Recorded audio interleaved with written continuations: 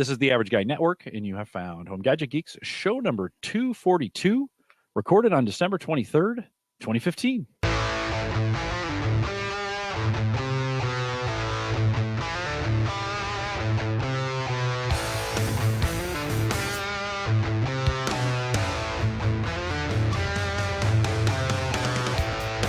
Here in Home Gadget Geeks, we cover all the favorite tech gadgets that find their way into your home. News, reviews, product updates, and conversation, all for the average tech guy. I'm your host, Jim Collison, broadcasting live from the Average Guy.tv studios here in a beautiful, for December, Bellevue, Nebraska. It's raining, Mike, and it's beautiful because it could be snow, right? Yeah, I saw a little flurry of snow today, and I got excited because I don't know, it just feels weird when there's rain, the day before Christmas Eve. I know. A couple of years ago, we had snow for Christmas, and a couple of years before that, we got a blizzard and got snowed in on Christmas Day. No snow in the forecast for Omaha, Nebraska this year, and so it will not be a white Christmas. It will be a wet one. Of course, we post the show with world-class show notes each week out at theaverageguy.tv. You can join us now live on our new mobile app if you want to catch Home Gadget Geeks via mobile. If you go to Home Gadget Geeks, all one word, homegadgetgeeks.com, the links for both of those, a big iPhone and a big Android button, are right there. You can download those. The best way to use our mobile app is when you're traveling on the road because it streams the show live. We get a lot of folks who want to watch the show when they're traveling. A lot of guys that listen to this are traveling during the week, and they can listen to it because it's low bandwidth audio. They can listen to it on the plane. And so homegadgetgeeks.com. Home Gadget Geeks, of course, is a part of the Geeks Network. You can find the link to this show and many other great podcasts, including Mike Uyghur's Open Mic Night. If you're an Apple fanboy, you want to go out there. We rib each other on this. And so Open Mic Night is the Apple side. And then you also want to catch Rich Hayes' Windows Observer. That's all Windows all the time. And so we've got some great podcasts out there for you. If you haven't checked out the Geeks Network, thegeeksnetwork.com. Mike, we have come to the end of a year. It's hard to believe that we are there. And I always like to do a show where we look back at the year 1 week, and then we do a show that looks forward into 2016. That will be next Thursday. Yes, New Year's Eve. We're going to do during the regular time. I'll invite another guest host because you won't be able to join us. You'll be partying like it's 1999 out there, I'm sure. But tonight's show is really going to be focused on looking back at 2015 and kind of highlighting. We're going to start the first segment here. We're going to start by talking about the top 5 posts that we covered during 2015. And so I went back through and looked at all our data, pulled those on. In the second segment, Mike and I are going to talk a little bit about some of the things that have worked for us in 2015. And I'm really talking about products that have made you better from a productivity standpoint. So what's technology that actually made you better? Because there's a lot of technology that just wastes time or just takes your money, right? From that standpoint. Maybe that's a whole nother show. That definitely could be. I like the focus right now on technology that actually betters you. Yeah. So what makes you more productive? So in the second segment, we are going to open that up. We'll start covering things. We'll open the seat for you. And if you want to jump in, if you've got so this will give you time to get your microphone and your camera and that kind of stuff ready. We'll be opening the seat and taking one at a time. And we want you to pop in and tell us, what are those things in 2015 that was most meaningful from a productivity standpoint for you? All right, Mike, let's go back through the top 5. We're going to start at number 5, which in the show notes starts at the very bottom and works its way up. And we did some really fun shows this year. And I have to thank the community for what we do, because if it was just you and I, it would be marginal. But because we bring in really good tech, well, if it was just me, it'd be marginal. You bring the value up some. So no. But we always, from time to time, if you're new to the show, from time to time, we bring the tech guys in. And it always increases the value of the show when we have the tech guys on there. Back in September, we did a show, the Tech Guys Toolkit for Antivirus Malware Protection System Tools and Inventory Software. Kevin Schoonover came on the show, and we mentioned a lot. And by the way, all these links will be in the show notes post-show. I'll copy these and put them in the chat that we have here so you guys can take a look at them as well. But Mike, one of those shows where we kind of sat down, I like to do these kind of once a year, where we get some feedback from the community. Anything, being the Apple guy, this was kind of Windows focused, but anything you took from that show that helped you, if you remember that from a productivity standpoint? Oh, by far. So, talking about antivirus and malware and that episode and things like that. And those sort of shows for me. And when you talk about the community really giving us fantastic content to talk about, fantastic interviews, I learn a ton every time I'm on the show. And this was one of those episodes I can definitely point back to where I learned a lot, especially now being on a Windows machine for the first time. But even on my Mac, I remember setting up Sophos for the first time because of that episode and just learning that, even though I'm on a Mac, I'm not free and clear from all the craziness. So yeah, that episode for me, Sophos was a big takeaway. And then now on the Windows machine, running all of that software over there. Mike, they're saying in chat that the W behind you could stand for Windows. Yeah, and it really could. It definitely could. It's actually funny news story about that quick update. My wife and I are house hunting, so I took the Kangaroo, which I'm sure we'll talk about later, one of our favorite tech gadgets, but Windows 10, took it into the living room, and it's plugged into the TV in there, and we blew up, and we're all, searching through houses and looking at pictures up on the big screen, and it's kind of a fun use case for it that we're having fun with. I'm sure she's actually out there doing it right now. She kind of liked the setup. That's funny. Yeah. Well, it's been funny. I think if folks have been listening to us throughout the year, we've seen this progression with you a little bit and with me too. One of the things we'll talk about is the iPhone. I've bled a little bit into the Mac ecosystem or into the Apple ecosystem.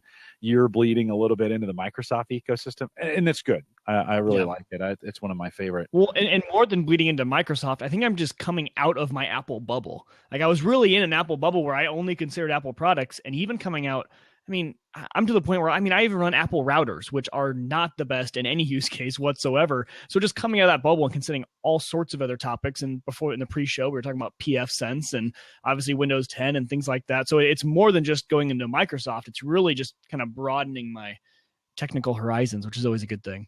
Yeah, no, very good. And then back in March, Mike Howard joined us for a hands-on review of the MediaSonic HFR2.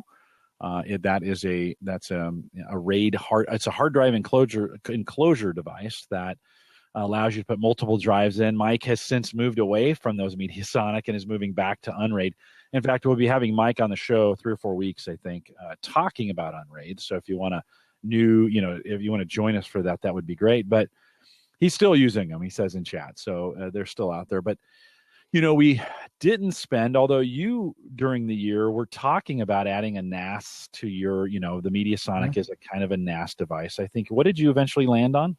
Landed on the QNAP, which ended up working out well. And that's another one of those progressions of things that I definitely needed in the home.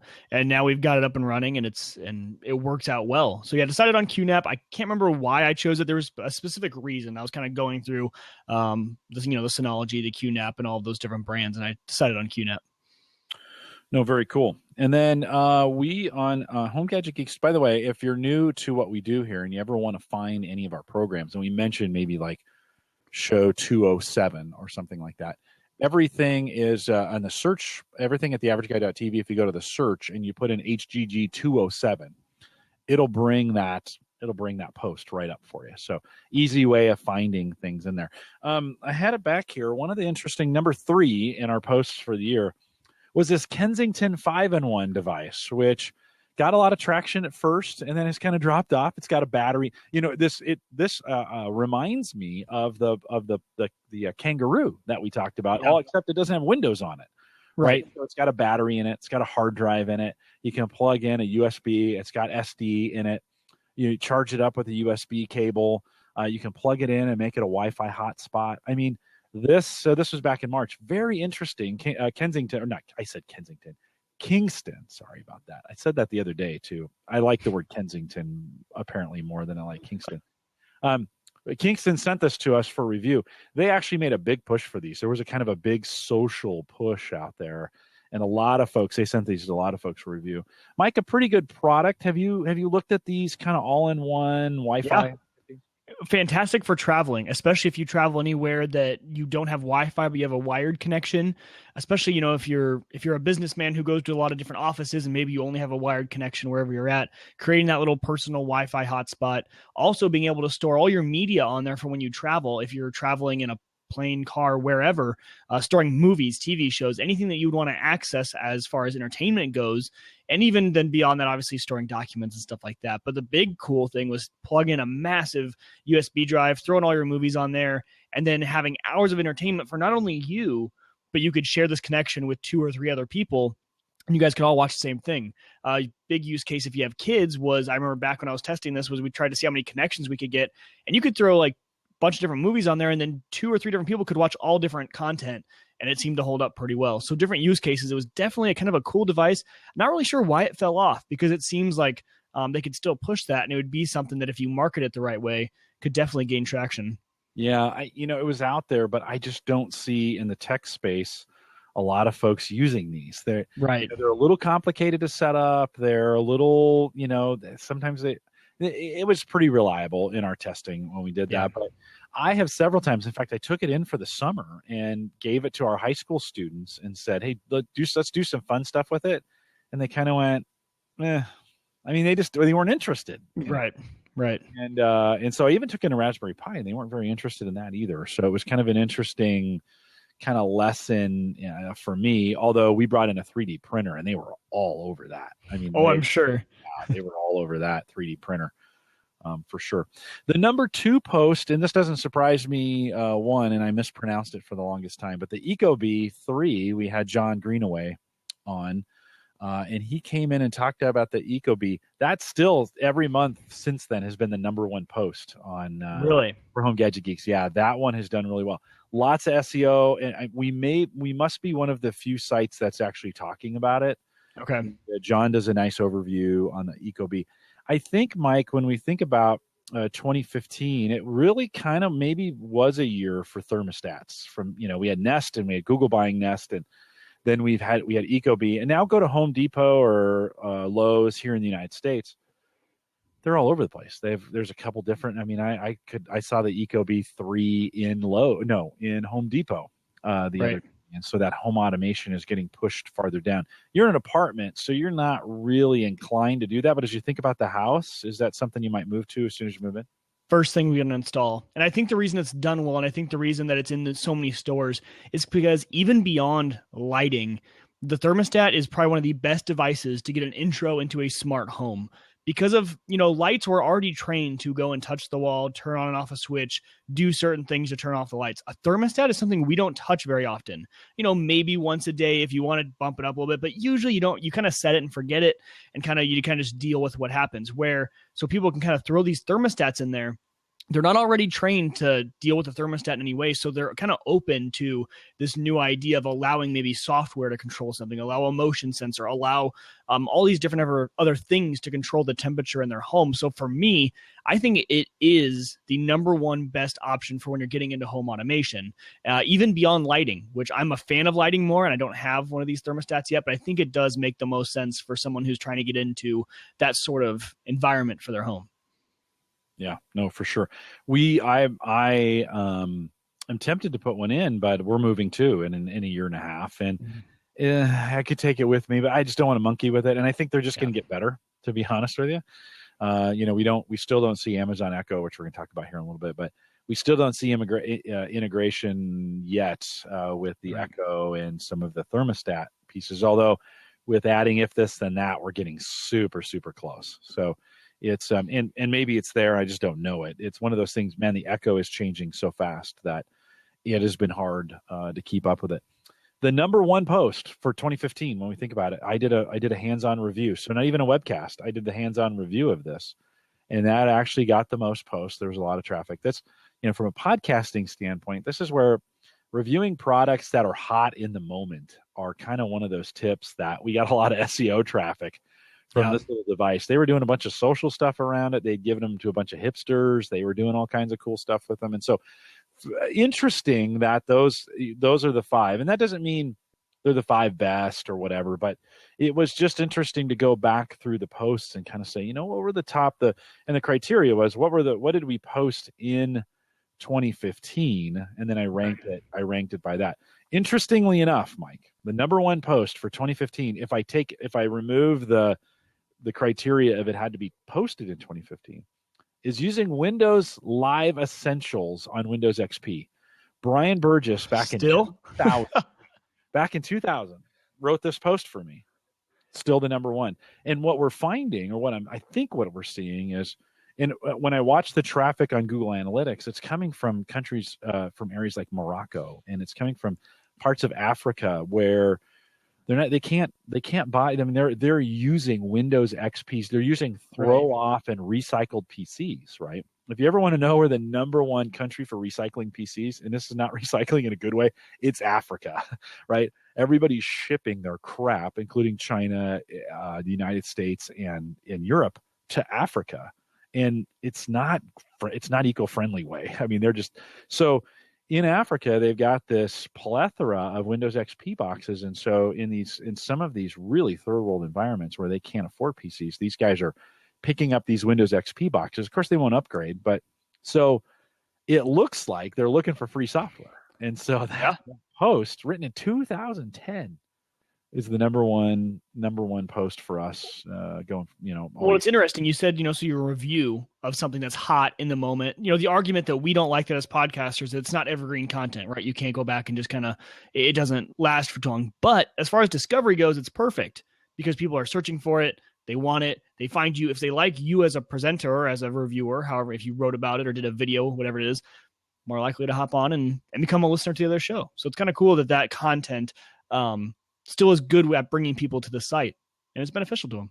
Yeah, just interesting, to kind of think through the political and the socioeconomic situation and kind of go, oh, yeah, I guess that does kind of make sense. And what's interesting enough, one of the topics I talked about this year was KeepPod, KEEPOD, and it's I have it hanging right here. It's a device. All it is a USB drive that has Android on it, and you plug this in, you boot it up to a Windows or an x86 computer. Let's just say it has to be an Intel chip, and you boot it up, and it, you boot to the USB drive, and it boots a version of Android, and anything you do on it gets saved to the drive.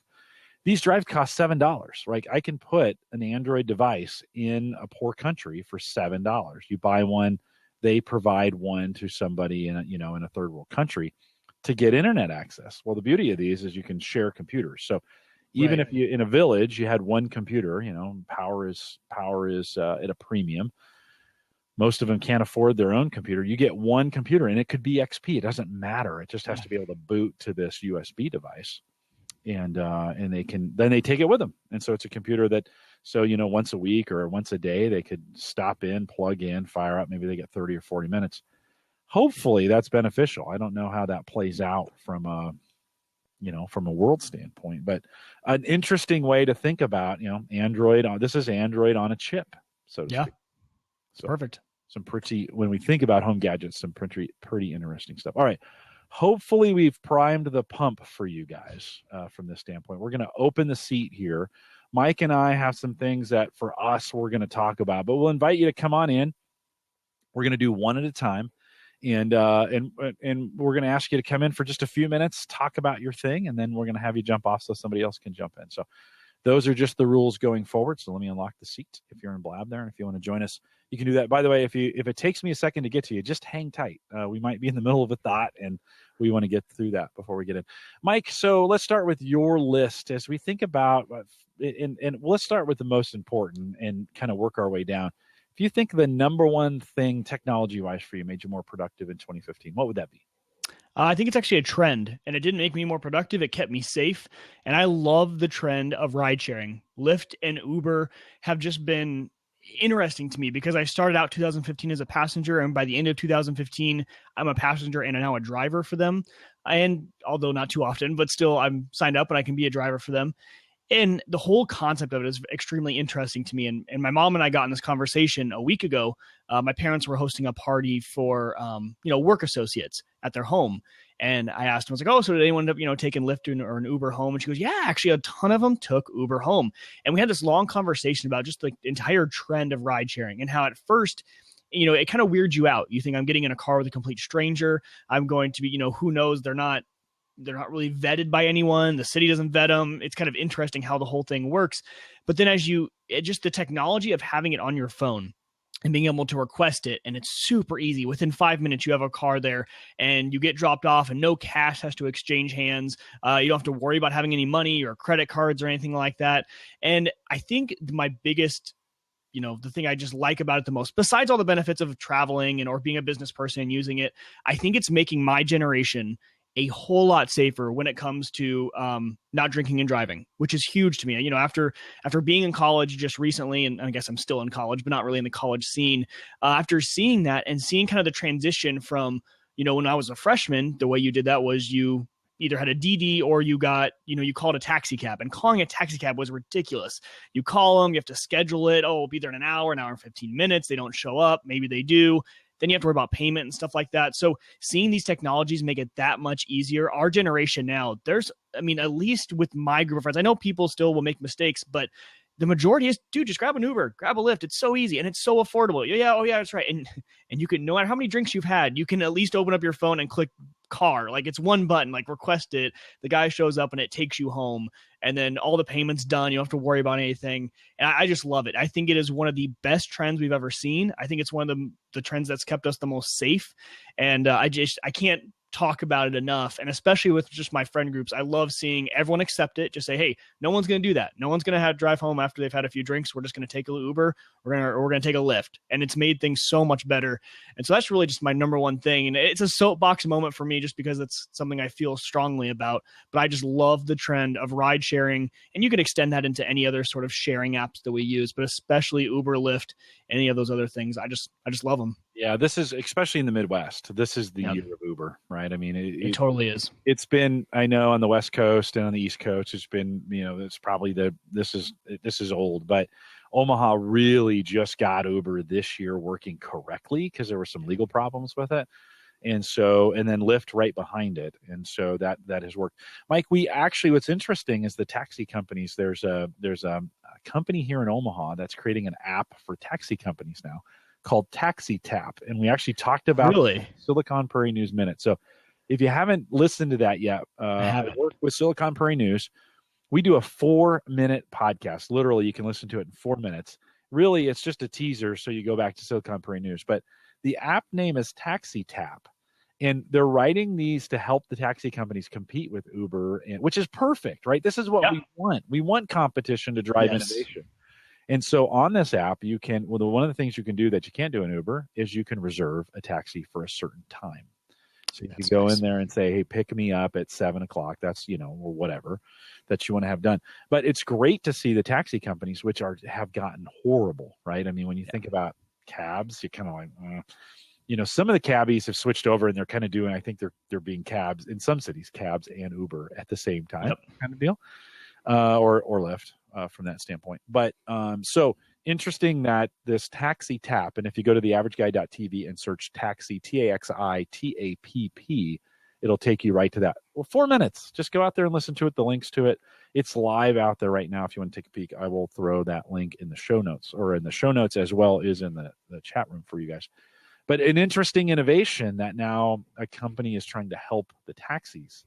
It sees this need of man, Uber's going to crush.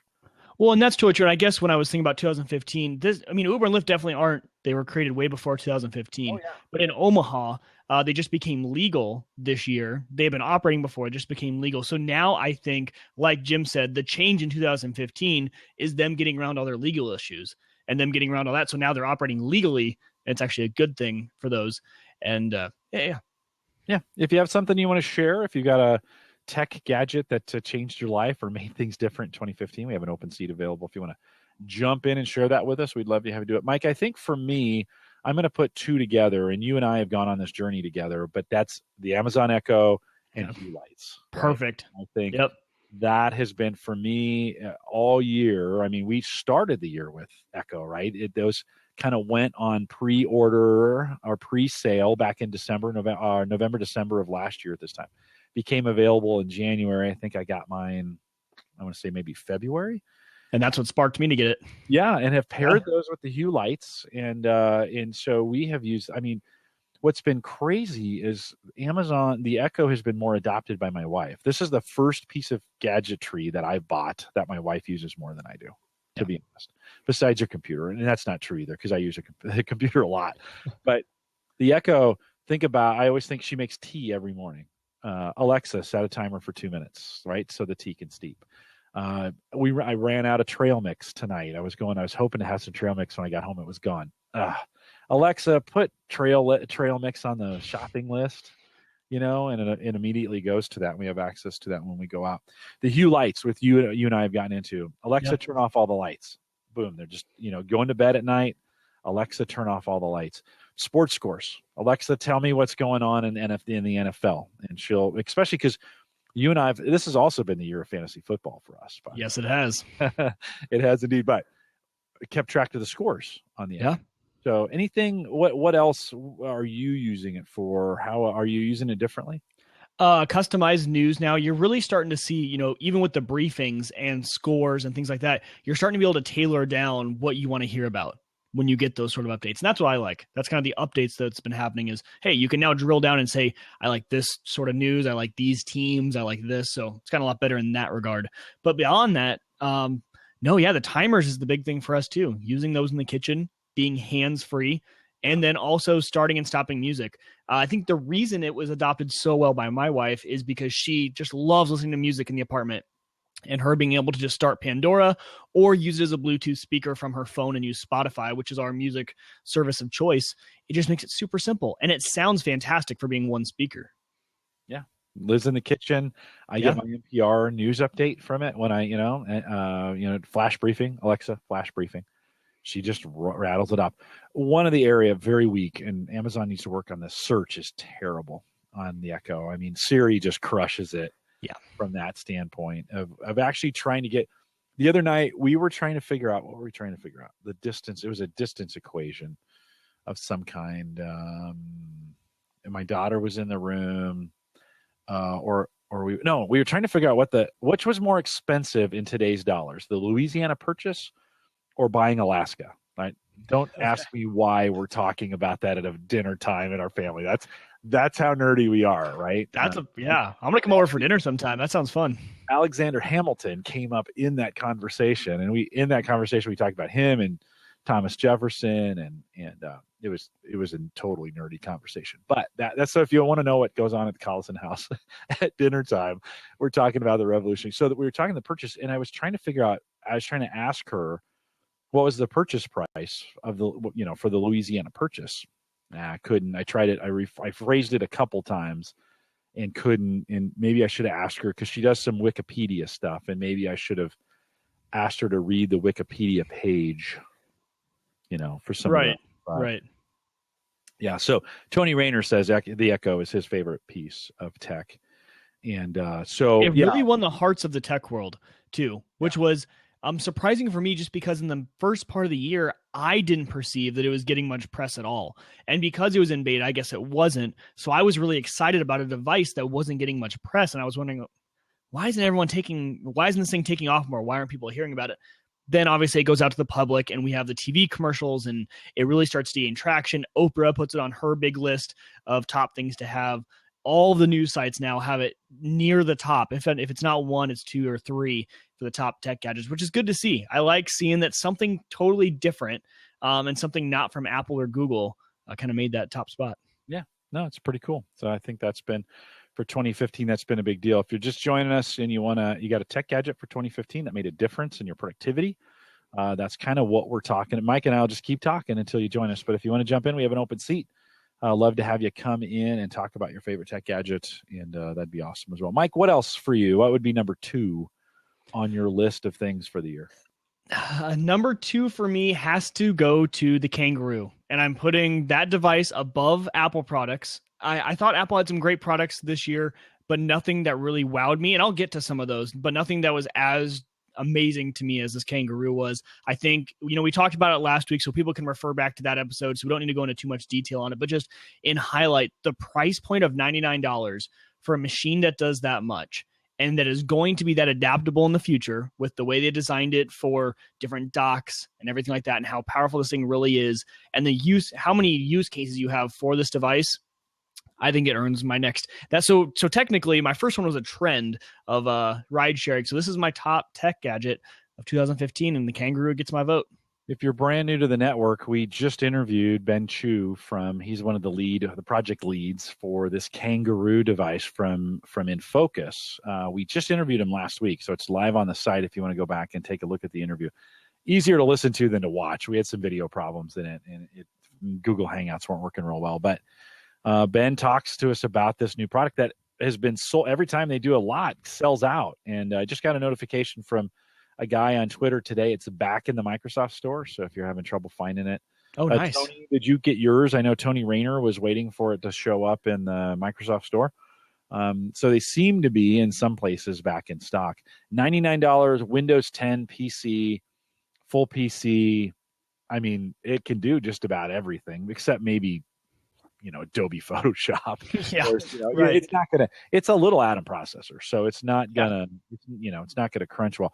Mike, what are you using it for? I mean, from a week. You've had it for a couple of weeks now. Where do you find yourself using it most? I find now it's portability. Ever since we set it up in the living room, it's great to have a PC in the living room. We don't have one usually. The Xbox One has been our entire media center for that room, but now having the computer is really nice. So I'm trying it in 2 different locations. I'm still not set on where this thing is fully integrated, only because if I didn't have a desktop machine, my iMac sits here, and that's my desktop machine. It's a little more beefy, and it's easier to use for me. But for me, I still fire it up because I'm still interested in Windows 10. I'm still on the learning curve. Obviously, it's going to take me a long time. So for me, I'm still firing it up just to play with Windows 10. So I haven't necessarily found once I'm kind of done learning Windows 10 or trying to, figure out all the new stuff, what am I going to do with it? I think it's going to end up in the living room. I'm really liking it out there. Yeah, I think it's going to be a really good in-car device. I mean, we've been waiting for portable PCs to make their way into the car. We're not there yet, but I think we're getting close. And this is one of those kinds of things you can bring in with you and you update. And then instead of connecting your phone via, Bluetooth or whatever, you're docking, you come in, you dock that thing in and boom, powers up your car and does even get a little more processing power. So there's some pretty cool practical applications. Those guys really seem to be getting it right. Just a great interview from last week. I think if I were to think about all the interviews we did in 2015, one of my favorite. I mean, we did some great, right? I think about the guys from Shelfie. The guys from Shelfie coming on. Peter Hudson, he's coming back, but that's some great interviews on. We're interviewing some folks that aren't typically making the rounds on the big podcasts, or even the small ones. We're finding some niche players out there. Ben, that was his second. I mean, think about it. This thing has been a pretty big success. We were the second podcast to interview him. So a lot of fun for me. That's a lot of fun. Like, I love to have some of those, to be able to talk about that and have it to be first. I'm going to say my number 2, beer in the podcasts. That has been I'm joking, but we added when Mike came on. Because to be honest with you, I podcasted with a minor. Christian turned 21 yesterday. Right? Oh, really? Yeah. He actually just turned 21. Hey, if you're, oh, come on. All right, let's whack this user.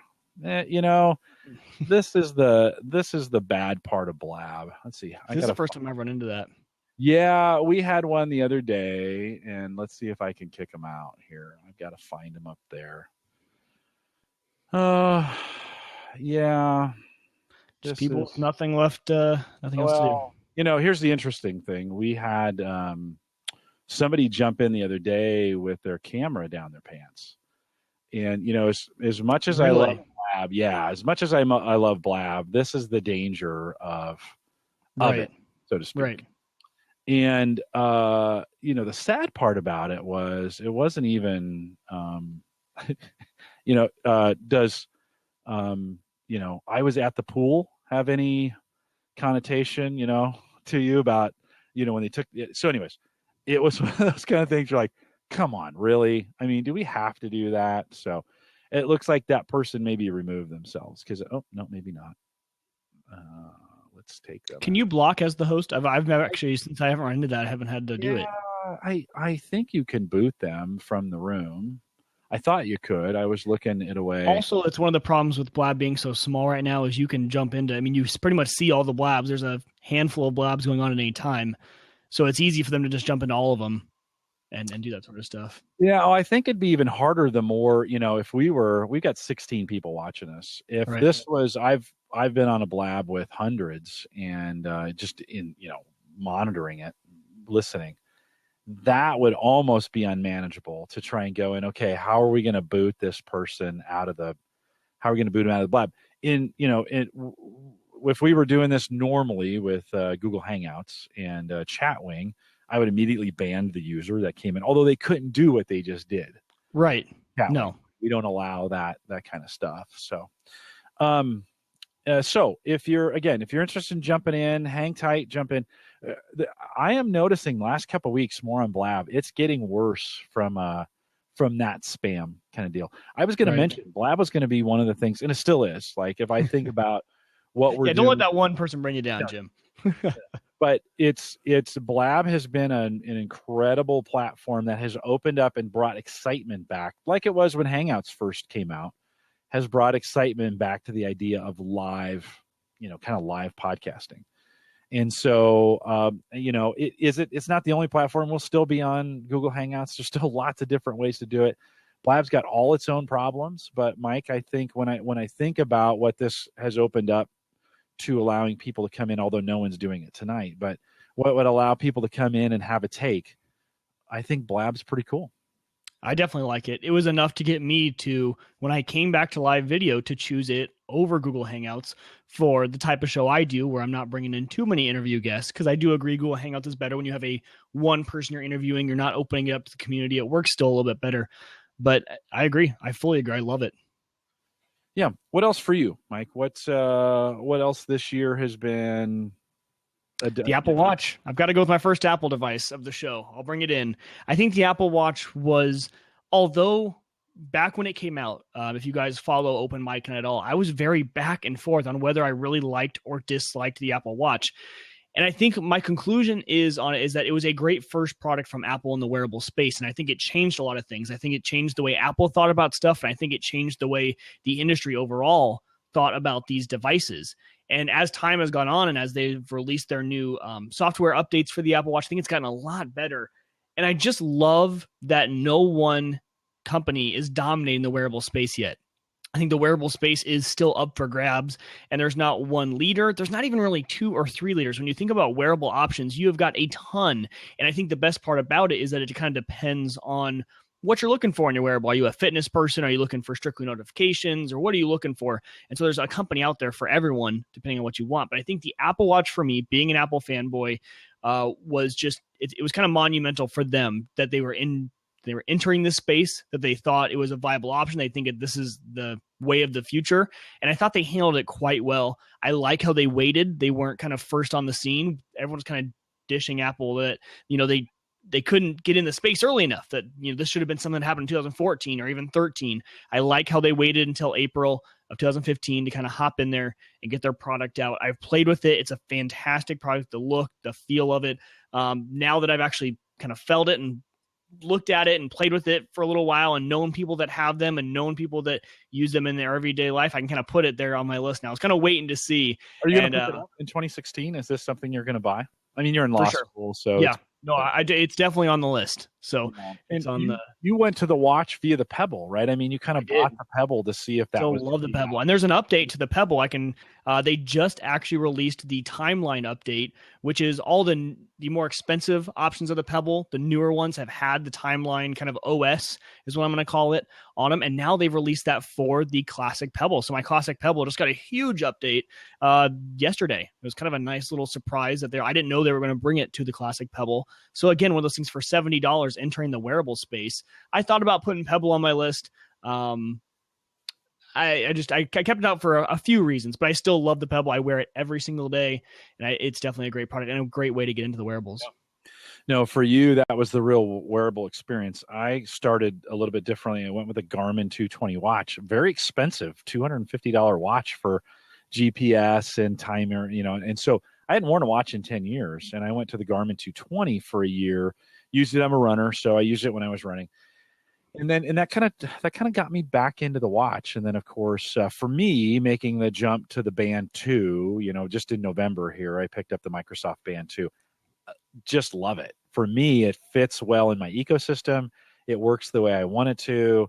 My workouts with it are dynamite. I mean, I'm checking so much more on the stats and what I'm doing. It's keeping me in the gym. It's tracking what I'm doing during the day. Just as an example, just tonight I was doing a workout. My goal is 10,000 steps a day, right? And I try not to end my workout until I've reached that 10,000 because I just I want to have it done. I don't want to have to worry about it for the rest of the night. So I came out of a really difficult stair workout. We do Trek Up the Tower, which is a race up the first national tower here in Omaha, 40 flights. That goes on in February. We train for weeks out ahead of it. We're a month and some change away from it now. So I've been starting to do my stairs, which by the band keeps track of all those the stair workouts and doing it. But got to the end of the workout and I had 9,600 and some steps. And I'm like, oh, I'm getting on a treadmill. Like this is, I'm going to, and so it was a situation where typically I was tired. I was going to quit. And the knowing the data forced me to kind of, the competition in me was like, oh no, I've got a little more left. I'm going to get on the treadmill and get this done. Have you found from a fitness standpoint, are you using that in a fitness context? I had a Fitbit before I lost it. I actually left it somewhere, took it off and was playing with it and left it somewhere and it's gone. So the Fitbit, when I had it, you're totally right. It's in totally that encouragement of, oh, I better go, do one more up and down on the stairs before I go back in, and be done. And it's totally true. It's that encouragement. It's that extra little thing you need to track. That's what I'm looking forward to when I get the Apple Watch, is having that back and having that extra little motivation. Yeah. No, I just think data's power, and knowing where you're at during the day. Robin is saying, when she's traveling, it's one of those kinds of things. I've been in the airport and I've got 3,000 steps for the day. And I'm like, okay, got 45 minutes before my plane goes. I could probably get 3,000 steps in. And so you start, pick up the bag, just start looping around, and I fly through Denver a lot. And that's a great airport for just looping around the concourse, right? And you can get some serious steps in. Normally, you could do that without the watch, but having the reminder there of like, okay, here's the steps that I'm at. I think it's great for accountability, and so right. It's the future. One of the things I have noticed about the band, though, having the heart rate monitor on there has changed things for me too. So during the workout today, I was crushing it at one point, and the thing went up to 170, and I'm like, okay, that's the peak for me in my age.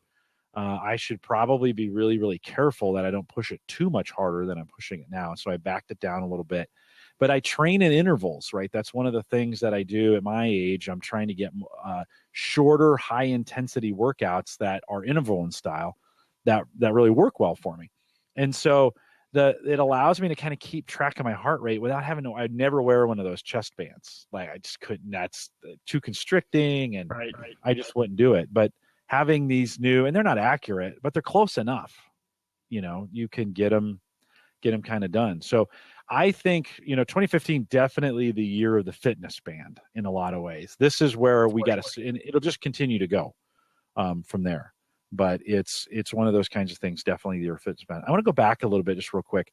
When we were talking about Blab and Google Hangouts, there was a little bit of discussion, Robin was in this with me as well, about easier or harder. And I just want to give my opinion on this because I don't see them as one being easy and one being hard. And so Blab is better and Hangouts aren't.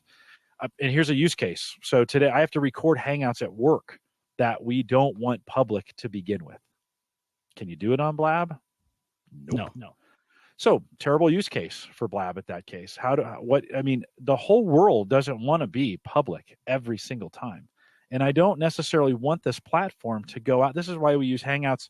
We can use Hangouts and create private podcasts that we're going to publish as a podcast. But let me get through the podcast first.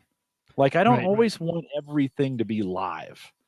Well, guess what? Hangouts do that. Blab doesn't. And so that's one of those cases where I always say, yeah, I think Blab's easier from getting connected and people watching. And hey, remember when Hangouts came out, it had a community too. And that community went away pretty fast. This little bubble that we're in with Blab right now could go away very, very quickly if we're not very, very careful about creating really good content, because people come out here and if they can't find something to watch, that'll be the last time they're on Blab. Well, and that's my one complaint about Blab, and it still is. And I'm getting a terrible echo, but I'll just keep going. Yeah, no, it'll go away in a second. I'm not hearing it. We should. Okay, perfect.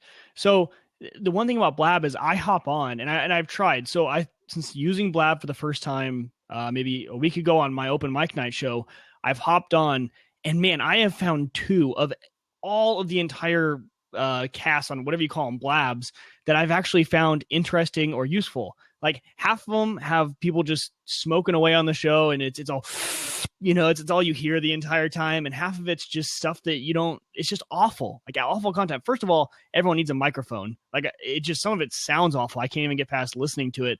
And then it's stuff that they're just like randomly just blabbing on about. It's like they got some friends together, had a conversation, and allowed it to be public. And that's okay. Which for me, and that's totally okay. I agree. It's totally okay. But that's not going to grow the Blab ecosystem, because people aren't just going to go to Blab to find stuff to get on. Some people might, but if we don't step up the content game on Blab, people aren't just going to come here and look for stuff.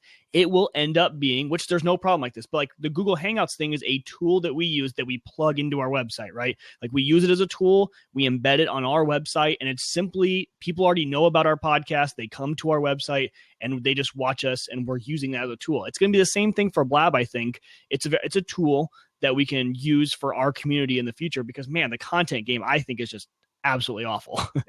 Yeah, it's going to need some help. It does, yeah, for sure. And you know what? Hangouts were exactly, I mean, what I think is happening is there's a lot of people who are catching Blab for the first time who don't remember the days when Hangouts were early. And there was a whole thriving, like people using it and all kinds of shows being created. And it is difficult. There are some things about Hangouts that are difficult, although we've solved all those problems. So they're pretty easy. Right.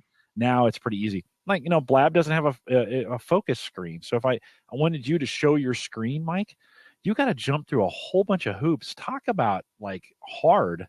It's super hard for you to we're in a Hangout. It's one click.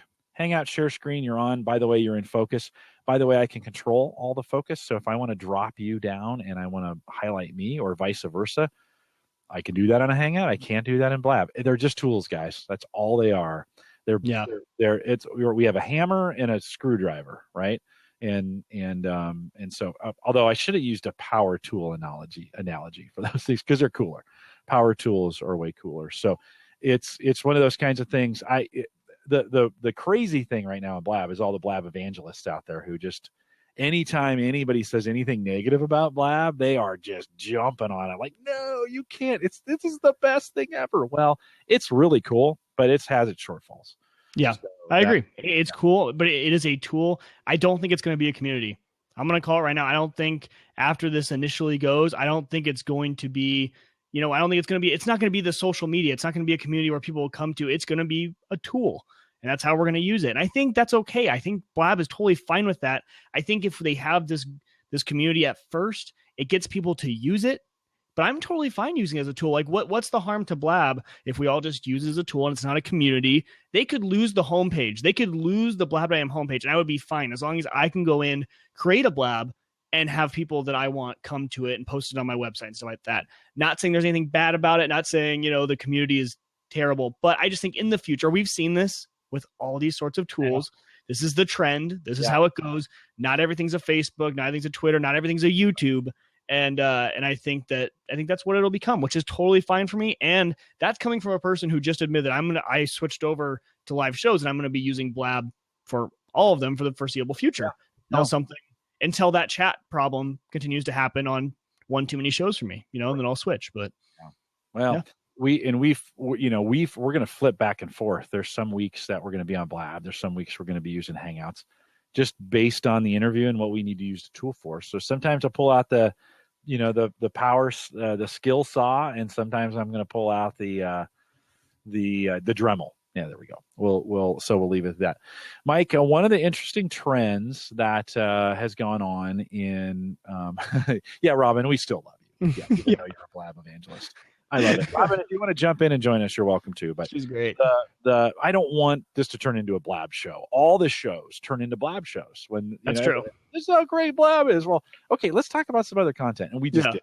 So we just did it. We needed the button. We need the bell. We do. Bell. We do need it. One of the things for my family that changed in 2015 is Mike Phillips says, "Where's the buzzer?"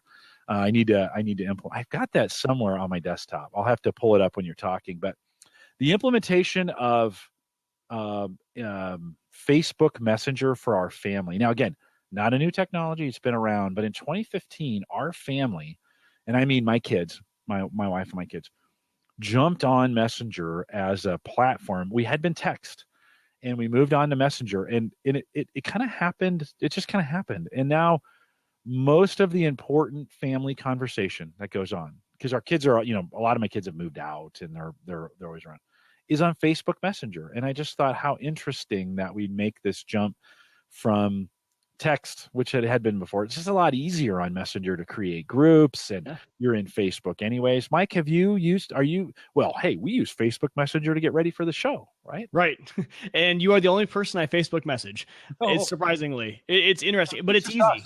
Maybe it's just us. No, it's not just you. That's for sure. A lot of people do use Facebook Messenger for a lot of things.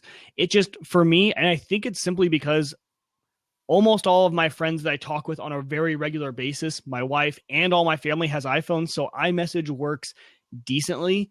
Now, the whole groups part of iMessage is terrible. You become part of different groups and it always switches the groups for some reason. Like, we've had a lot of trouble with that, but it's gotten a little bit better over as time has gone on. But yeah, it's funny how I think people fall into an ecosystem that works for them. They fall into something that just, oh, hey, for all of us, text messaging works, iMessage works, whatever it is. I think when you have differing devices, that is when Facebook Messenger is key, or an app like WhatsApp. And that's why WhatsApp is so huge. My roommate, my best friend, him and his whole family still use WhatsApp for their entire family, just because they're all on different devices. They don't have to worry about things. They can use it on Wi-Fi or data, whatever. It doesn't even be a text message. So it's interesting that your whole family switched over to that. I think once my dad jumped onto the iPhone, it was just iMessage was a lot easier. And that my parents don't have Facebook, so that wouldn't even be an option if we wanted it to be. Well, even in the coaches community at Gallup, so I'm the community manager for all our strengths coaches, I get a lot of Facebook messages, a lot of private messages from them via Facebook Messenger. And it's just, and that's been a trend that's kind of come on here in 2015. That wasn't happening before. That's happening more often. And I thought it would have been WhatsApp. But for me, anyways, Facebook Messenger has been the one that's kind of taken off. What's interesting is Facebook made a run at all this video long before anybody else did, and it never went anywhere, right? They had the Skype integration, and they were trying to get these kind of conversations going on Facebook on a fairly regular basis, but it just never took off. And so they've abandoned they've taken out a lot of that stuff out of their software to make it work, but it just never worked. So definitely. Mike, what else for you? Yeah, I love the trend in 2015 of extremely cheap SSD hard drives. It's just been awesome that we can upgrade these computers.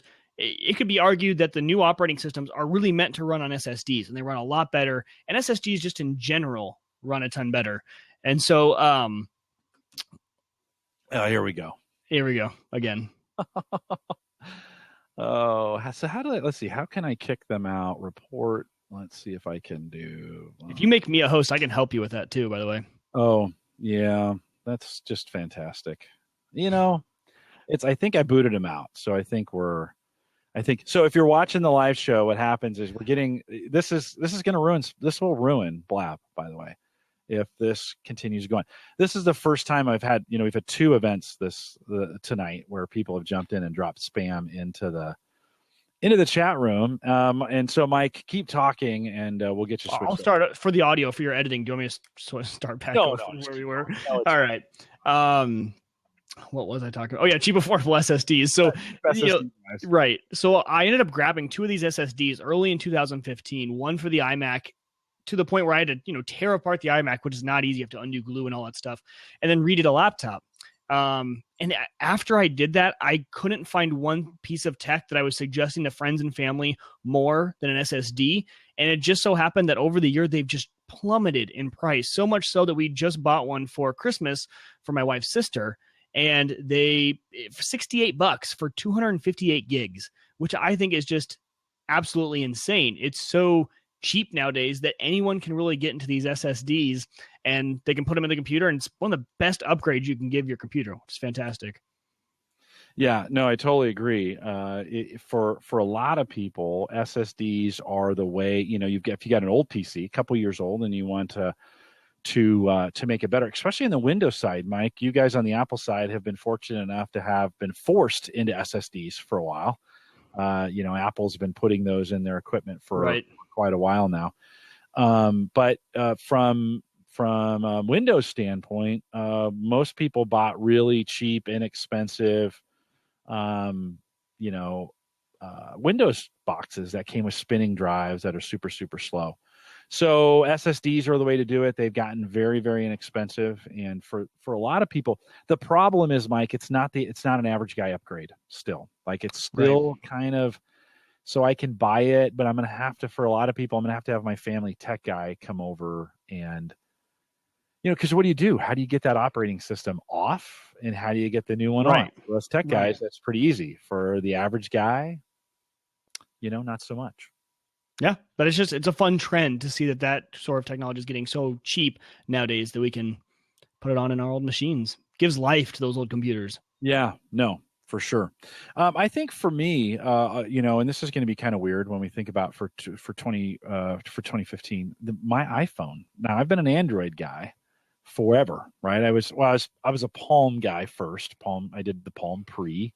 And had a Palm device of some kind for most of the 2000s, and then went on to the Palm Pre, which went nowhere. And then it came out before the iPhone, but then the iPhone beat it to market.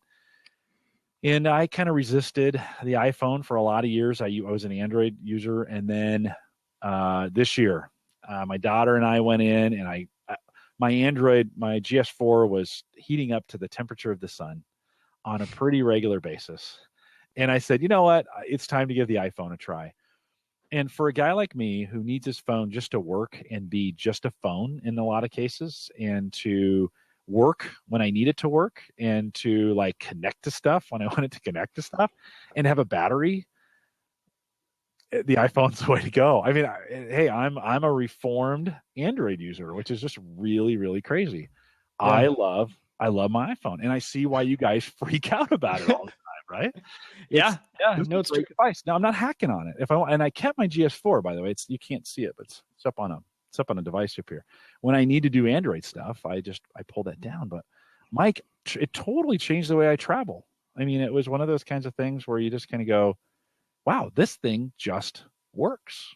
It does. And that's the best way to describe it. And these arguments I talked about with Colin, these debates and arguments over, iPhone versus Android versus Windows Phone, a lot of them can be really put to rest now, because a lot of them are running basically the same hardware, and you just choose what ecosystem you want to be in on. You say, okay, I want to be in Apple, I want to be on Android.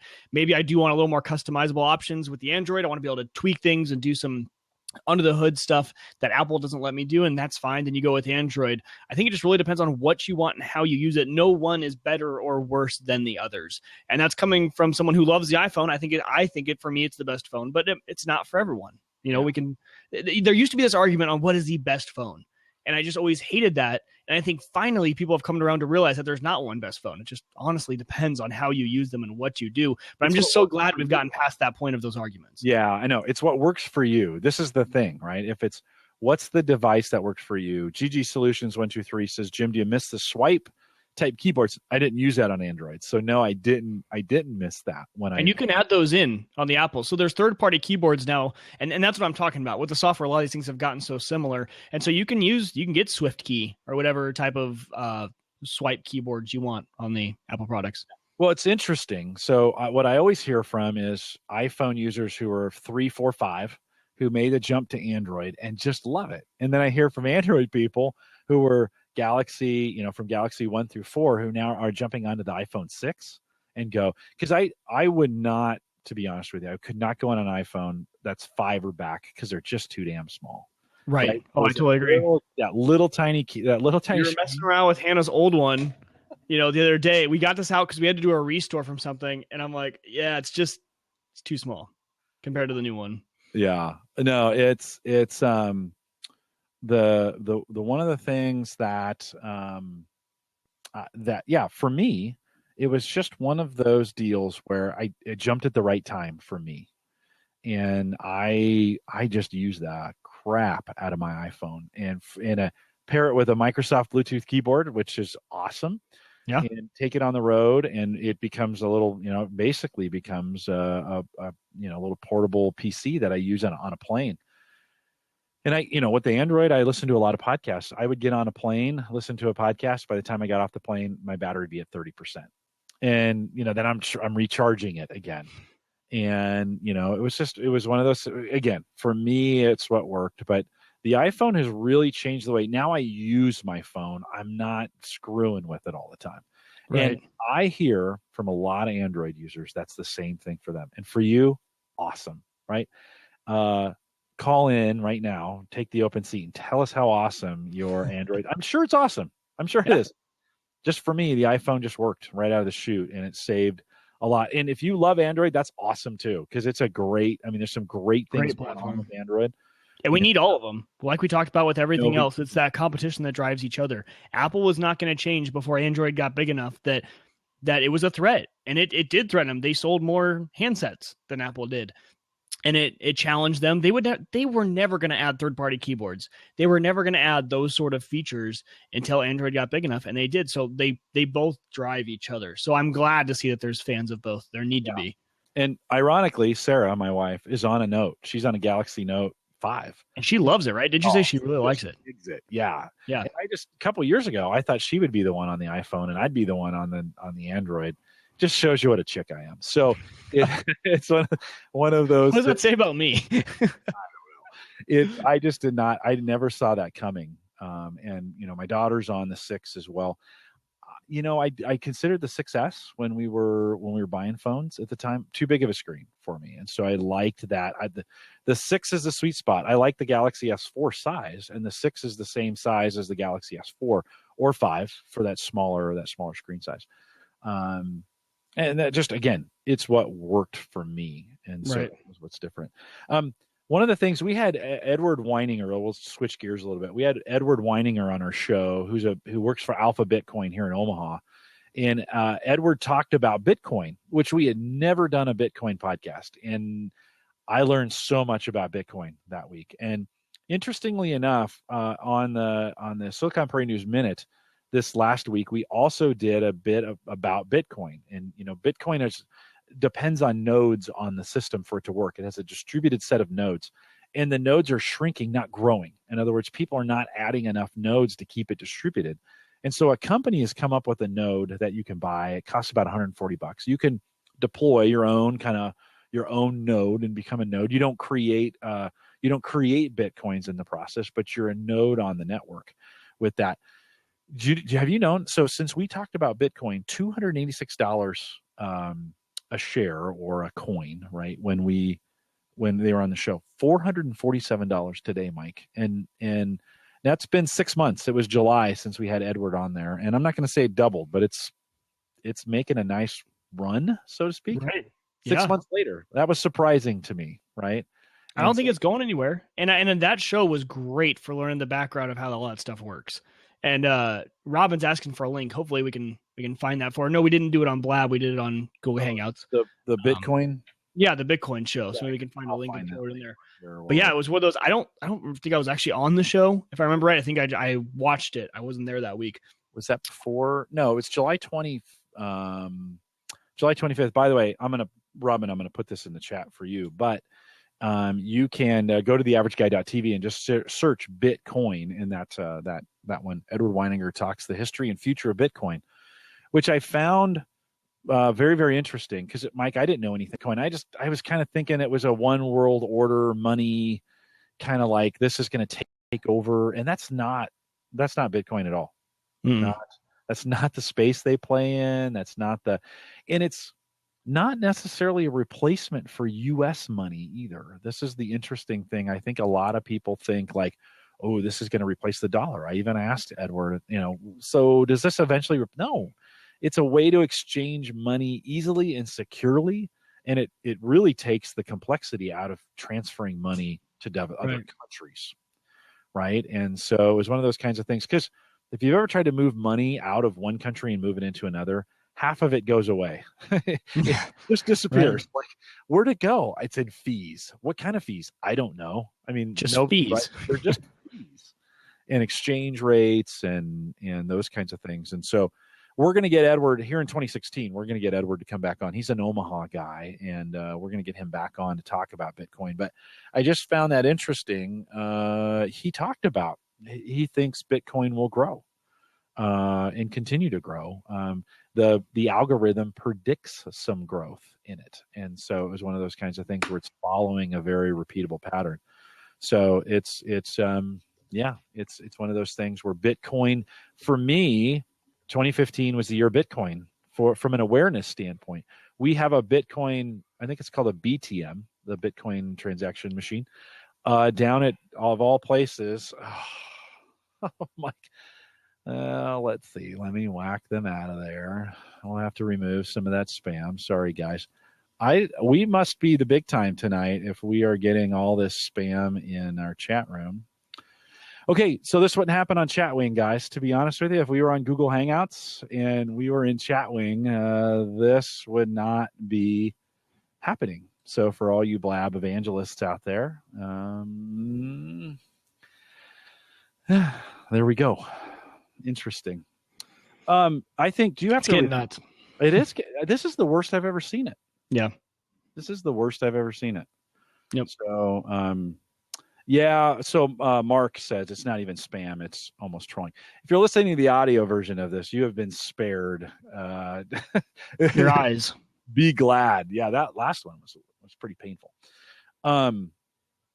So for me, 2015, your Bitcoin, from an awareness standpoint of being able to kind of know what's going on.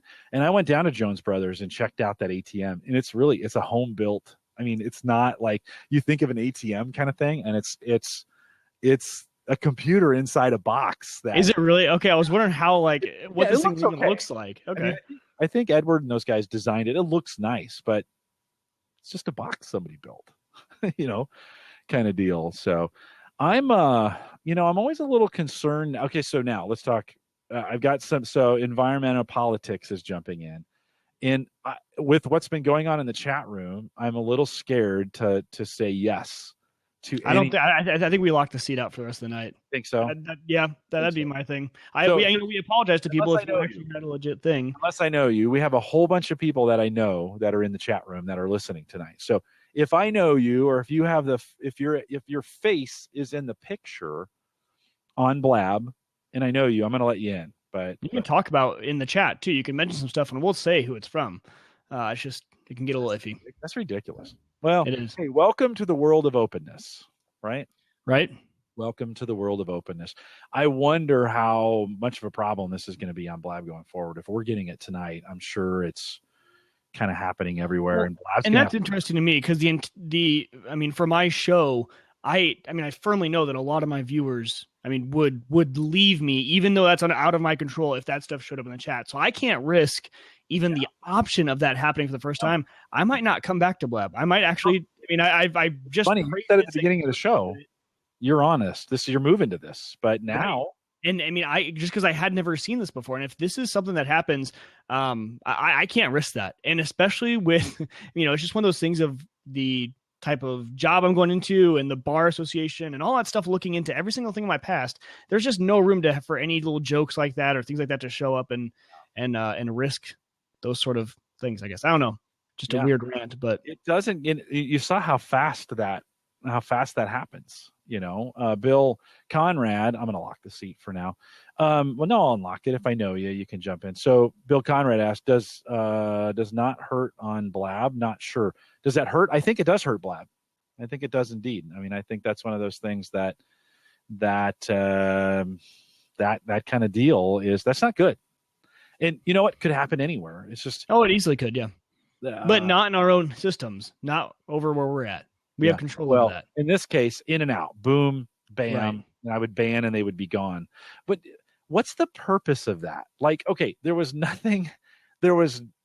it doesn't put anybody's. This is a conversation, Jim. You can have the philosophy behind trolls. It's trollish, right? Yeah, it's trollish. I mean, these aren't spammers. This is troll. I mean, did you see the person who trolled the last time said, "Hey, you want to see my tech gadget?" and then started posting the obscenity stuff. So, I mean, they're looking at the title, they're typing stuff. This is not just this is trolling to its. Robin says, and it's happened everywhere. It's a part of the internet, sadly. Well, 5 years we've been podcasting. Never's happened once on any of my shows. That's not true. Ever. Same here. Not once. That's because we have a controlled system. Yeah, we had a closed system with control. Yep. Yeah, which I like. Yeah, I think it brings up an interesting. I'm not glad it happened, but I was wondering how long it would take for those kinds of things to get going maybe I don't know. Be interesting. So if you just joined us, we're talking a little bit about the trolling that's kind of going on in spam tonight, or in Blab tonight, spam.im. Oh, I'm sorry. I mean blab.im. It kind of ruins things for people, It does. It's ruined it for me tonight. I've made my decision. So wow, just like that. Like that. Yeah. There's no. I forget, and to Robin's point, this happens everywhere, and I just become so naive to myself because I get so used to the closed system that you create on your site, that I've created on my site, that there's just there's not enough benefit for me coming to a platform like this to risk that. So, Podcaster's Home says, on Ask the Podcast Coach, I never have noticed the spam. We haven't had it. It hasn't hit on Saturday mornings. What I'm saying is, this is the first time I've been on Blab bunch, and all of a sudden tonight, there's quite a bit of activity on there. All of a sudden tonight, it's just picked up, and it's not like my title is provocative. It's not like, right. We're trying to do kind of we're kind of trying to do a thing here. And and Classy Podcast has a good point. An invite only Blab would be interesting. Right.